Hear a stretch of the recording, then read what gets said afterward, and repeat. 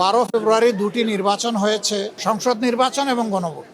এটা স্বাভাবিক সাংবিধানিক ধারাবাহিকতায় হয়নি। জাতীয় সংসদের অধিবেশন ডাকা হয়েছে, কিন্তু সংস্কার পরিষদের অধিবেশন ডাকা হয়। এবং আপনারা জানেন যে একটা ইস্যুতে আমরা ওয়াকআউটও করেছিলাম, আমরা সেখানে কথা তুলেছিলাম, কিন্তু সেই কথাটা আমলে নেওয়া হয়নি। 70% জনগণ সংস্কারের পক্ষে গণভোটে রায় দিয়েছে। সেই গণভোটের শেষ অবস্থানটা কি হবে? আজকে চলমান অধিবেশনের দ্বিতীয় কার্যদিবস ছিল। প্রথম দিবসটি 12 তারিখ হওয়ার পরে 13-14 2 দিন স্বাভাবিক বন্ধ ছিল, আজকে আবার শুরু হয়েছে। আজকের দিনের কর্মসূচিতে প্রেসিডেন্টের ভাষণের উপরে ধন্যবাদ প্রস্তাব ছিল, 71 বিধিতে কিছু নোটিশ ছিল, প্রশ্ন উত্তর ছিল। আমরা শুরুতেই পয়েন্ট অফ অর্ডারে দাঁড়িয়েছিলাম। আপনারা জানেন যে 12 ফেব্রুয়ারি দুটি নির্বাচন হয়েছে একসাথে, সংসদ নির্বাচন এবং গণভোট, এবং সেটি একটা প্রেসিডেন্সিয়াল অর্ডারের মাধ্যমে হয়েছে। এটা স্বাভাবিক সাংবিধানিক ধারাবাহিকতায় হয়নি। সেখানে অনেকগুলা কথা ছিল, শর্ত ছিল। টোটাল 15টা আদেশ সেখানে দেওয়া হয়েছে একই দিনে। এই আদেশগুলো ছিল গণভোট সংক্রান্ত ম্যাক্সিমাম, আর সাধারণ নির্বাচনের সাথে ছিল। এখানে উল্লেখযোগ্য কয়েকটি জিনিস ছিল। এর মাঝে ছিল যে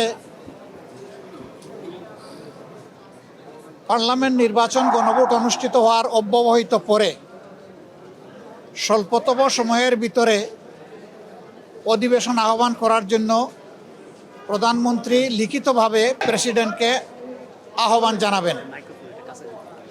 তো তাই করেছেন, কিন্তু তিনি একটা করেছেন, আরেকটা করেন না। এটা আমাদের কাছে মনে হয়েছে।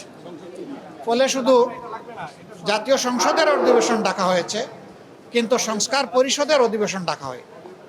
প্রথম দিন যেহেতু সময় কম ছিল, এবং আপনারা জানেন যে একটা ইস্যুতে আমরা ওয়াকআউটও করেছিলাম, আমরা সেখানে কথা তুলেছিলাম, কিন্তু সেই কথাটা আমলে নেওয়া হয়নি। আজকে অধিবেশনের শুরুতেই পয়েন্ট অফ অর্ডারে দাঁড়িয়ে আমরা এই ব্যাপারে কথা বলার চেষ্টা করেছি। তখন মাননীয় স্পিকার 1 ঘন্টা পরে আমাদেরকে স্লট দিয়েছিলেন। আমরা 13 নভেম্বর গত বছর জারি করা এই আদেশ আমরা পুরাটাই সেখানে পড়ে শুনিয়েছি, এবং আমরা বলেছি যে আজকে শেষ দিন, পঞ্জিকা দিবস, এর সমাধান আমরা চাই। আমরা শপথ নিয়েছি, আমাদের শপথের কি হবে? যারা শপথ নেন নাই তারা শপথ কখন নেবেন? এবং সেই সংস্কার পরিষদের অধিবেশন কখন ডাকা হবে?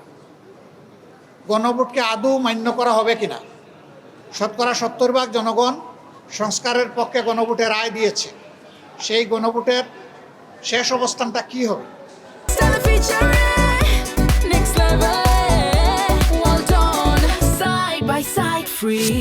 এই সমস্ত বিষয়ে পয়েন্ট অফ অর্ডারে দাঁড়িয়ে বলার পরে মাননীয় স্পিকার বলেছেন যে এই ব্যাপারে আপনারা সুনির্দিষ্ট নোটিশ দিলে আমরা বিষয়টা বিবেচনায় নিয়ে আলোচনা করব। আমরা এখন নোটিশ প্রদান করব। আমরা নোটিশ করে সংসদের ভিতরেই এর সমাধান আমরা করতে চাই, কিন্তু কোনো কারণে যদি সংসদের ভিতরে আমরা এর জনগণের এই প্রত্যাশা বা আকাঙ্ক্ষার বাস্তবায়ন না পাই, তখন স্বাভাবিকভাবেই আমাদেরকে রাজপথে তখন আন্দোলনে যেতে হবে। কিন্তু আমরা ওইটা চাই নাই। আজকে যেহেতু আমরা বিষয়টা উত্থাপন করেছি, মাননীয় স্পিকার যেহেতু এটা বিবেচনায় নিয়েছেন, নোটিশ দিতে বলেছেন, সেই ধারাবাহিকতা এখন এটা চলতে পারে। এটা আমরা স্বরাষ্ট্র কথা বলেছেন যে যেহেতু এটা আদালতের বিষয়, আদালতে আছে, আদালত মীমাংসা হবার পর সংসদে আসবে। না, তিনি এটা বলেন নাই। না, তিনি এভাবে বলেননি।